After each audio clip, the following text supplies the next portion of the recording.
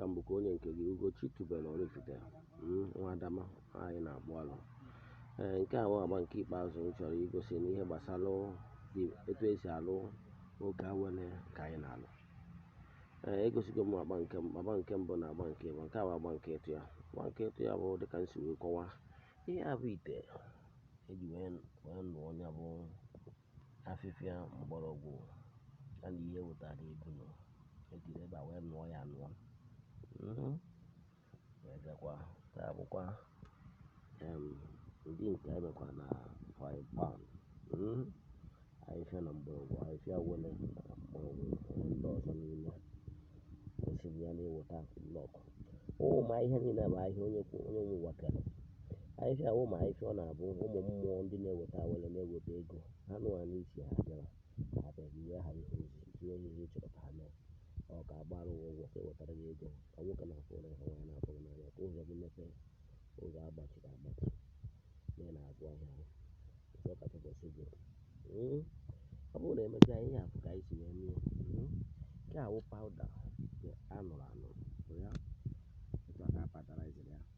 Etu a apataraiziri ya, ihe ị ga-eme bụ iwere etu a wee tinye n'ime hot of your choice. Ịbụ onye na-aṅụ hot, then ịgbarụzie shot etu sọrọ gị na half shot, quarter shot, onye ọbụla just ọgwụgwọ nwakpo ndị mkpa na ọbara ọnụ wunye n'ime mgbọ bọtụ shot hot ị na-aṅụ. Ị ga-emezie ya ihe ahụ ya ịgbabizie n'obere shot, were ekwubie okwu ihe niile ị chọrọ ụtụtụ n'abalị, were ezie na kwupụta okwu ịṅụọ ya. Nke a bụkwa nke ịbụ anụrụ anụ edebe ebe ahụ ihe natural things anụrụ anụ. Nke a bụ the powder, the okawele powder. Iwere nwechazie nke ya aṅụ n'ọnụ kwubie okwu, werezie nke a tinye n'ọba aka gị tinye n'ọba aka gị kwubie okwu wee fọpịa etu a ka o si alụ ọlụ. O nwere any artifact pụtazie natural herbs and flowers Chukwu kere.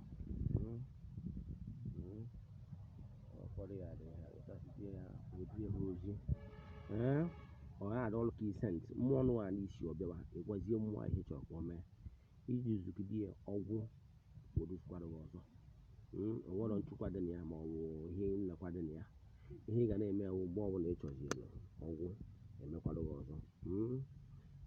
Ụfọdụ dipendị ka esi yuzu, ụfọdụ na-eyuzu otu mgbe ahụ, ụfọdụ ọnwa isi, ụfọdụ ọnwa no dipendị ha isi ejuta ọfụna yuzuru ya. Ọgwụgwọ ajụjụ ị nwere n'ihe nkọwara jụọ m ajụjụ ka nkọwara gị nke nwere n'ize maka na oke awele mana ọ bụrụ oke ite adị m eme oke ite ka oke awele ọnya bịa nwa ajụjụ nwere WhatsApp nọmba m bụ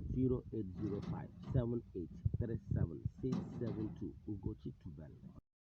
Ị ga-ejikwa afọ nweta na Facebook. Nwa ajụjụ nwere sendị na ka nyere gị aka. Anyị na-agbakwa afa na-agbata afa nke ọma. Anyị na-agba iche iche anyị na-agba afa dị iche iche, na-agba afa miro, na-agba afa dị iche iche, na-agba afa alụsị, na-agba afa onye ụwa, na-agba afa ndụ. Gosi ha ụzọ afa ị na-esa enwere. Anyị na-agba afa. Daalụ.